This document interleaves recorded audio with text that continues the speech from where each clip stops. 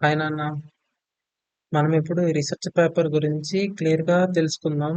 అసలు research paper ఏంటి, ఎందుకు రాశారు, అండ్ ఏదైనా ఒక రీసెర్చ్ పేపర్ని ఎలా అర్థం చేసుకోవాలి, ఏ టైప్ ఆఫ్ క్వశ్చన్స్ని మనము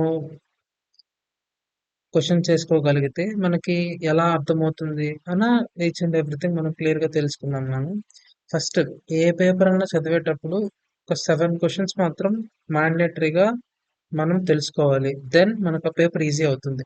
first question, what is the problem? అసలు ప్రాబ్లం ఏంటనే తెలుసుకోవాలి. నెక్స్ట్ ఆ ప్రాబ్లం ఎందుకు ఇంపార్టెంటో తెలుసుకోవాలి. నెక్స్ట్ థర్డ్ క్వశ్చన్, ఆ ప్రాబ్లంకి ఎగ్జిస్టెడ్ సొల్యూషన్స్ ఏమైనా ఉన్నాయా లేదా తెలుసుకోవాలి. నెక్స్ట్ మనం ఏం సొల్యూషన్ ప్రపోజ్ చేస్తున్నామో అది కూడా చెప్పాలి. And also how does it work, అది ఎలా వర్క్ చేస్తుంది, ఎలా టెస్ట్ చేస్తున్నాము, దాని యొక్క రిజల్ట్స్ ఎలా ఉన్నాయి. సో ఈ 7 మనం ప్రాపర్గా ఆన్సర్ తెలుసుకోగలిగితే దెన్ ద పేపర్ అనేది చాలా చాలా చాలా అంటే చాలా సింపుల్గా మనకి వచ్చేస్తుంది అనమాట. ఈజీగా అర్థమైపోతుంది. ఓకే, ఈ పేపర్ అనేది ఓకేనా. ఫస్ట్ మనం స్టార్టింగ్ నుంచి చూద్దాం. ఫస్ట్ మనం టైటిల్ చూడాలి. ఫస్ట్ ఈ పేపర్ కి టైటిల్ ఏంటి అనేది, ఇది ఈ పేపర్ టైటిల్ అన్నమాట. Like an efficient and scalable SparkQL query processing framework for big data using MapReduce and hybrid optimum load balancing. ఇది ఒక టైటిల్ అన్నమాట. ఈ దీనికి సంబంధించి సింపుల్ గా ఈ టైటిల్ మీనింగ్ ఏంటంటే, ఇప్పుడు మనకి హ్యూజ్ ఆర్డిఎఫ్ డేటా అని ఉంటుంది. ఆర్డిఎఫ్ అంటే ఏంటిది అనేది క్లియర్ గా నీకు ఎక్స్ప్లెయిన్ చేస్తాను. ఆర్డిఎఫ్ అనేది రిసోర్స్ డిస్క్రిప్షన్ ఫ్రేమ్వర్క్ అంటారు. ఆర్డిఎఫ్ అంటే ఇక్కడ ఉంది చూడు.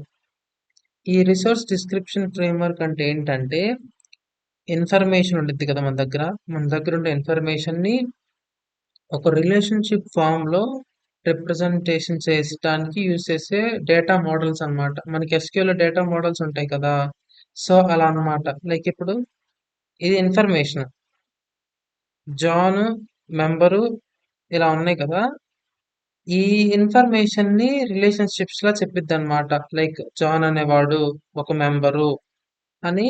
ఈ మన దగ్గర ఉన్న ఇన్ఫర్మేషన్ ని ఒక రిలేషన్షిప్ లో చెప్పడాన్ని మనము ఆర్డిఎఫ్ అంటాం. ఓకేనా, అర్థమైందా నాన్న ఆర్డిఎఫ్ అంటే ఏంటో? సేమ్ ఇప్పుడు ఇక్కడ ఈ ప్రాజెక్ట్ టైటిల్, ఈ పేపర్ ఏంటంటే, మన దగ్గర ఎక్కువ ఆర్డిఎఫ్ డేటా ఉందనుకో, ఉమ్, ఆ స్పార్క్ క్వరీస్ ఫాస్ట్ గా రన్ చేయడానికి అండ్ ఆల్సో మన దగ్గర ఉన్న డేటాని స్మార్ట్ గా డివిజన్ చేసి ఈ మ్యాప్ రెడ్యూస్ హడూప్, ఈ మ్యాప్ రెడ్యూస్ హడూప్ అనే ఏంటంటే డిస్ట్రిబ్యూటెడ్ ఫైల్ సిస్టమ్స్ అన్నమాట. అంటే డిస్ట్రిబ్యూట్ చేసిద్ది అనమాట ఫైల్స్ ని. వర్క్ లోడ్ ని తగ్గించి బ్యాలెన్స్ చేయడానికి చేసే ఒక ఫ్రేమ్వర్క్ అన్నమాట ఇది. సింపుల్ గా చెప్తాను విను. ఒక పెద్ద ఆర్డిఎఫ్ డేటాని మనము స్పార్క్ క్వరీస్ తో యూజ్ చేసి ఫాస్ట్ గా రన్ చేయడానికి అండ్ ఆల్సో డేటాని డివైడ్ చేయడానికి హడూప్ మెథడ్స్ ఉపయోగించి మెయిన్ మాక్సిమం వర్క్ లోడ్ ని బ్యాలెన్స్ చేయడానికి కోసం మాత్రమే ఈ ఫ్రేమ్ వర్క్ మనం ప్రపోజ్ చేసాం. ఇక్కడే ఉంది చూడు, ఈ స్పార్క్వెల్ క్వెరీస్ ని ప్రాసెస్ చేయడానికి, లైక్ ఈ మ్యాప్ రెడ్యూస్ యూస్ చేసి నోట్స్ ని బ్యాలెన్స్ చేయడానికి కోసం మాత్రమే ఇవి వాడతారనమాట.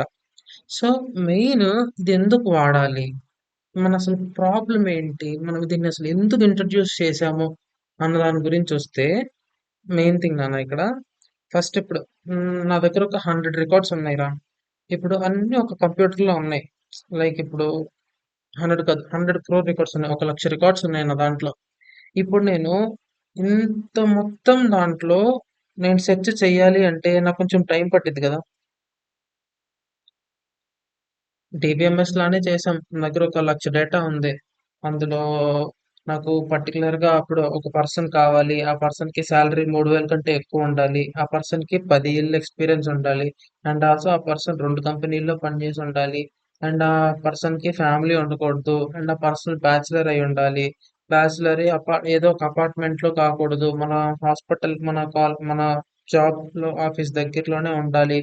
ఇలా నంబర్ ఆఫ్ క్వరీస్ అనేవి మనం అప్లై చేసాం అనుకో దాని మీద, ఆ సిస్టమ్ అనేది స్లో అయిపోయి మనకు రావాల్సిన అవుట్పుట్ అనేది చాలా అంటే చాలా చాలా లేట్ వచ్చింది. సో మనం ఏం చేస్తామంటే ఇక్కడ డిస్ట్రిబ్యూటెడ్ ప్రాసెసింగ్ చేస్తాం. మనం స్పార్క్ నోట్ రాసేటప్పుడు డిస్ట్రిబ్యూటెడ్ రాసాం. So node 1, node 2, node 3, node 4, node 5 మన దగ్గరున్న 1,00,000 డేటా ఉంది కదా! 1,00,000 రికార్డ్స్ డేటా. దాన్ని మనం కొన్ని నోడ్స్‌గా డిస్ట్రిబ్యూట్ చేస్తామన్నమాట. ఇక్కడ చేస్తే కొంచెం ప్రాబ్లమ్ తగ్గిద్ది. అండ్ ఆల్సో ఇంకొక ప్రాబ్లమ్ కూడా ఇక్కడ రైజ్ అయ్యిద్ది. ఆ ప్రాబ్లమ్ ఏంటంటే, ఇప్పుడు నా దగ్గర 100 లైన్స్ ఆఫ్ కోడ్ ఉంది.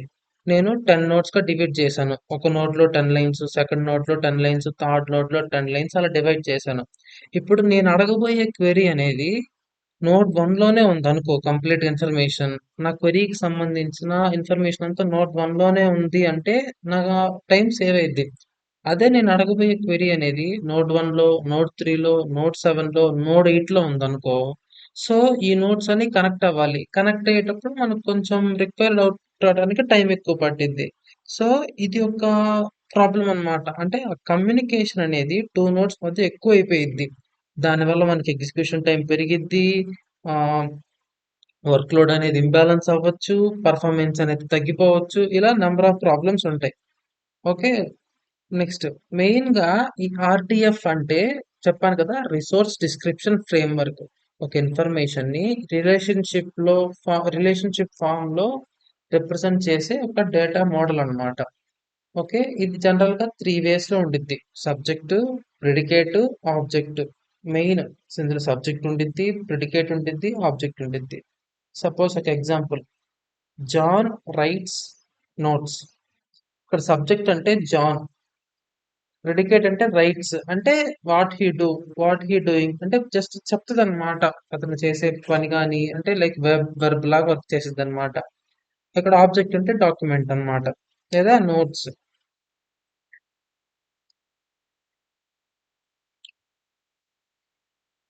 అక్కడ మన ఇక్కడ ఎగ్జామ్ పేపర్ అంటున్నా, ఈ రీసెర్చ్ పేపర్ ను కొంచెం క్లియర్ గా చూస్తే మొత్తం టాప్ టు బాటమ్ చదువుకుంటూ పోతే అది రీసెర్చ్ పేపర్ కాదు. అది జస్ట్ అలా చదవకూడదు టాప్ టు బాటమ్ అన్నమాట. ఓకే. ఇందాక నేను కొన్ని 7 క్వశ్చన్స్ చెప్పాను కదా! ఆ 7 పాయింట్సే మెయిన్ అన్నమాట. నెక్స్ట్ స్పార్క్యూఎల్. అసలు ఫస్ట్ స్పార్క్యూఎల్ అంటే ఏంటి ఫస్ట్? స్పార్క్యూఎల్ అనేది అదొక క్వెరీ లాంగ్వేజ్ అది. ఆర్‌డిఎఫ్ డేటా యొక్క క్వెరీ లాంగ్వేజ్ అన్నమాట స్పార్క్యూఎల్ అంటే. ఫస్ట్ ఆఫ్ ఆల్ అంటే సింపుల్‌గా చెప్పాలి అంటే ఇప్పుడు సెలెక్ట్ స్టార్ ఫ్రమ్ స్టూడెంట్స్ అన్నాం. అంటే దాని ఉద్దేశ్యం ఏంటి? స్టూడెంట్స్ అనే ఒక టేబుల్ నుంచి మనం సెలెక్ట్ చేస్తున్నాం. అది ఎస్‌క్యూఎల్ డేటాబేస్ అన్నమాట. అదే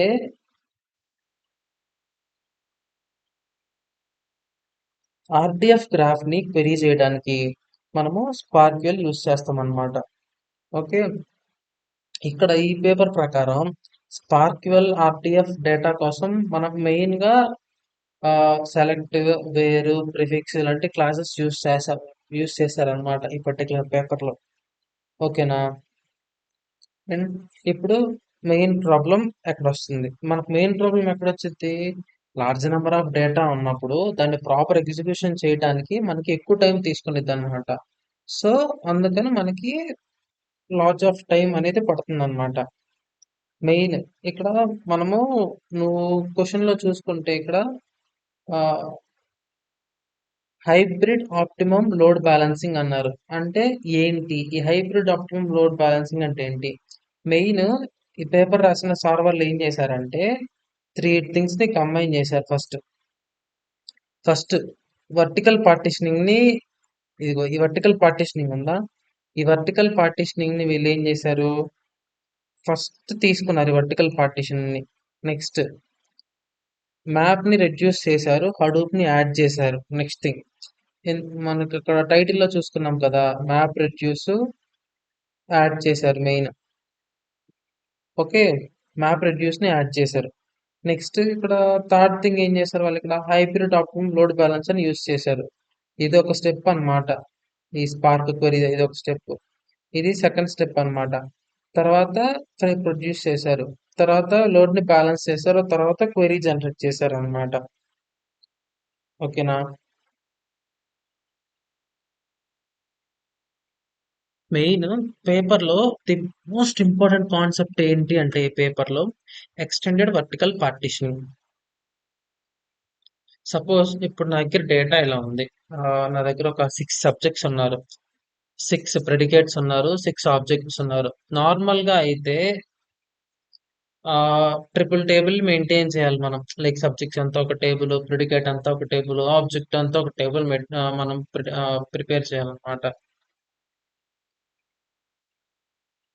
అది అలా కాకుండా ఆథర్స్, దీన్ని రాసిన ఆథర్స్ ఏం చేశారంటే ఆ రీసెంట్ గా ఫ్రీక్వెంట్ గా అడిగిన ప్యాటర్న్స్ ఉంటాయి కదా, వాటన్నిటిని ఒక కాలమ్ గా అరేంజ్ చేస్తారనమాట. లైక్ ఇప్పుడు ఒక క్వెరీకి కావలసిన data already near by organised గా ఉండేలా, అంటే ఆ, ఒక క్వెరీకి ఎలాంటి డేటా అయితే కావాలో అది ప్రీ ప్రాసెస్ చేసుకుంటారు అన్నమాట ముందే.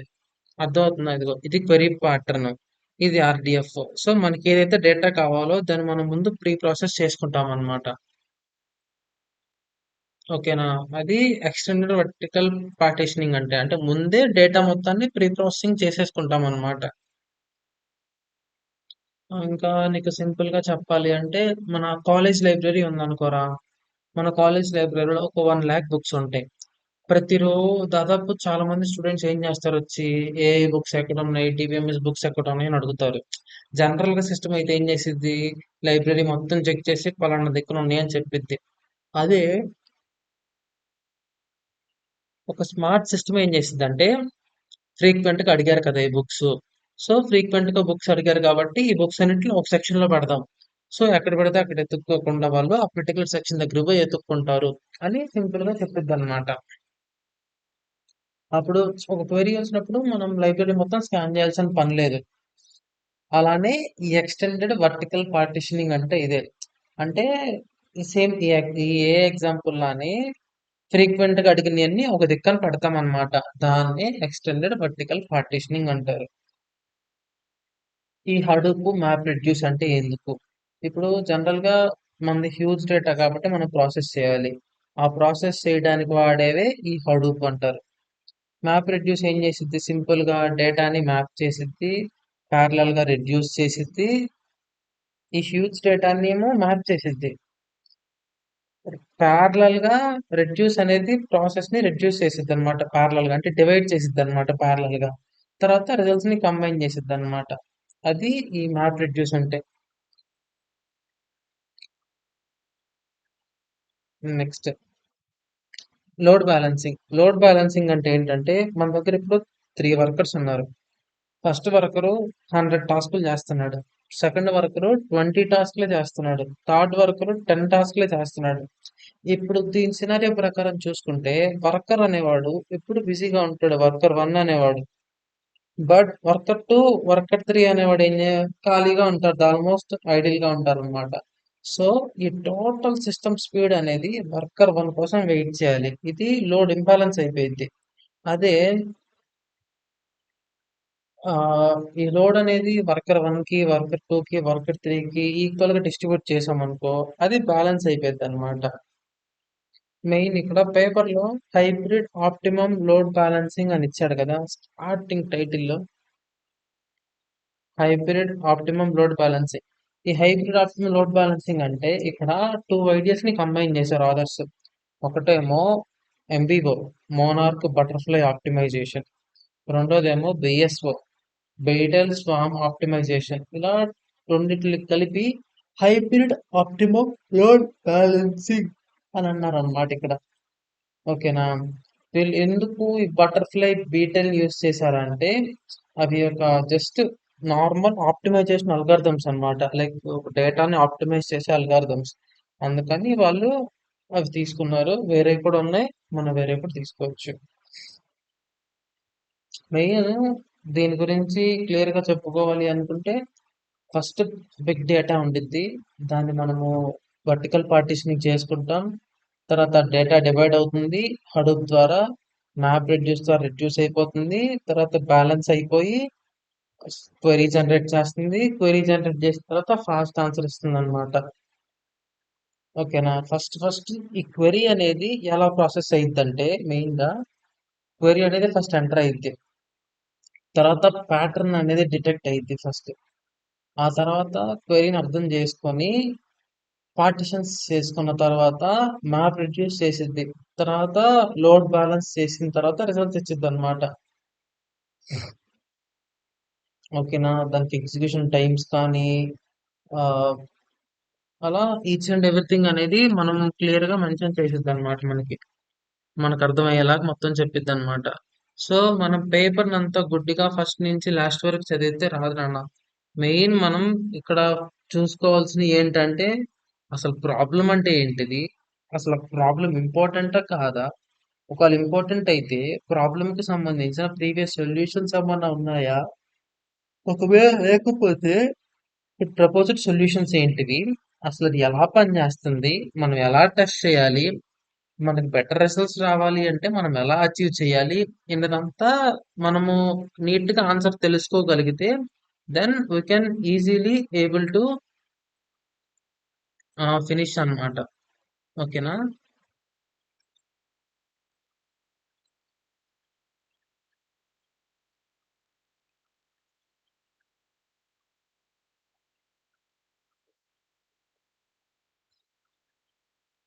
ఇక్కడ చూడు.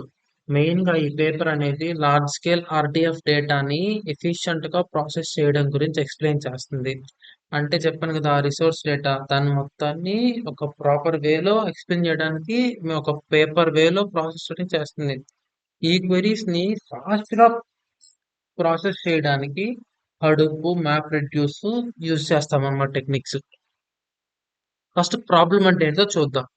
ఇప్పుడు ప్రెజెంట్ డేస్ లో ఆర్డిఎఫ్ అనేది చాలా huge amount of data increase అవుతూ ఉంది. ఈ హ్యూజ్ డేటా మొత్తాన్ని ఒక సింగిల్ మెషిన్ లో స్టోర్ చేసి ప్రాసెస్ చేయడం డిఫికల్ట్. లైక్ ఇప్పుడు ఒక చెప్పాను కదా ఇందాక, అంత డేటా అంతా తీసుకొచ్చి ఒక దాంట్లో పెట్టి ఒక 10 క్వెరీలు ఒకేసారి ఇస్తే నీకు అసలు పనిచేయదు అనమాట. అది స్ట్రక్ అయిపోయింది. అది ప్రాబ్లం అన్నమాట.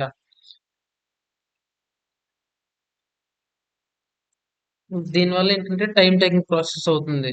సో దాన్ని ఓవర్కమ్ చేయడానికి ఈ పేపర్ అనేది రాశారనమాట. ఫస్ట్ మనం 2 కాన్సెప్ట్స్ నేర్చుకోవాలి. ఆర్‌టిఎఫ్ అంటే ఏంటిది? స్పార్క్యూల్ అంటే ఏంటిది? ఇందాక చెప్పాను కదా! రిసోర్స్ డిస్క్రిప్షన్ ఫ్రేమ్‌వర్క్ అని. అంటే 3 పార్ట్స్‌లో ఉండిద్దనమాట ఇది. Like subject, predicate, object. John అంటే సబ్జెక్టు, రైట్స్ అంటే ప్రిడికేట్, డాక్యుమెంట్ అంటే ఆబ్జెక్ట్ అన్నమాట. సింపుల్‌గా చెప్పాలంటే ఆర్‌డిఎఫ్ అనేది రిలేషన్‌షిప్ ని రిప్రజెంట్ చేయడానికి యూజ్ చేసే డేటా మోడల్ అన్నమాట. ఆ రిలేషన్‌షిప్స్ ఇలా ఉంటాయి. నేను చెప్పాను కదా! ఇప్పుడు ఈడున్నాడు జాన్ అనేవాడు. వీడికి డాక్యుమెంట్ ఉంది. అంటే దీని ఉద్దేశ్యం ఏంటి? ఈ జాన్ అనేవాడు రైటర్ డాక్యుమెంట్. అంటే ఈ డాక్యుమెంట్ రాసిన రైటర్ ఎవడంటే జాన్.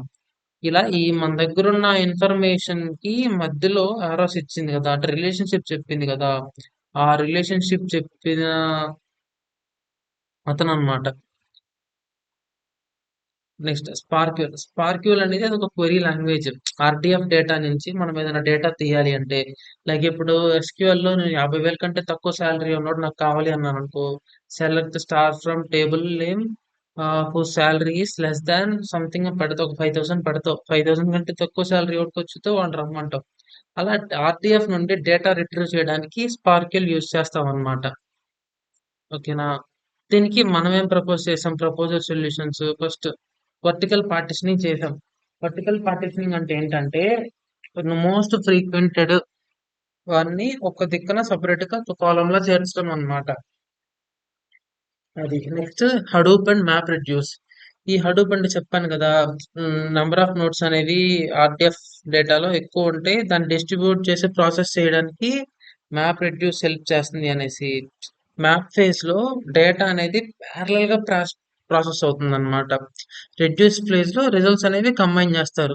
ఈ మ్యాప్ లో ఏం జరిగిద్దంటే డేటాను అంతా డిస్ట్రిబ్యూట్ చేసి లైక్ సేమ్ ఒకే ఫ్లో లో డేటా అంతా రీడ్ చేసుకునిద్ది డేటా అంతా. నెక్స్ట్ రెడ్యూస్ ఫేజ్ లో ఆ డేటా అంతా కంబైన్ చేసేసిద్ది అనమాట. ఇదే మూడోది హైబ్రిడ్ ఆప్టిమం లోడ్ బ్యాలెన్సింగ్. అంటే హైబ్రిడ్ ఆప్టిమం లోడ్ బ్యాలెన్సింగ్ అంటే ఏంటి? Two types of optimisation techniques ఉన్నాయి. లైక్ ఇప్పుడు కొన్ని ఆప్టిమైజేషన్ టెక్నిక్స్ ఉన్నాయి ఆప్టిమైజ్ చేయాలి అని. అట్లాంటి టెక్నిక్స్ ని ఇది దొంగతనం చేసేసి అక్కడ కన్స్ట్రక్షన్ చేసుకుంది అనమాట. ఈ ఆర్కిటెక్చర్ ఎలా వర్క్ అయ్యిద్ది అని చెప్తున్నాడు. ఆర్కిటెక్చర్ ఇది ఆర్కిటెక్చర్ అన్నమాట. Proposed architecture. ఓకేనా? చూడు, ఆర్టీఎఫ్ డేటా అనేది ప్రీ ప్రాసెసింగ్ మాడ్యూల్ కి ఇస్తారు జనరల్లీ. వర్టికల్ పార్టిషనింగ్ చేసాం. ఓకే,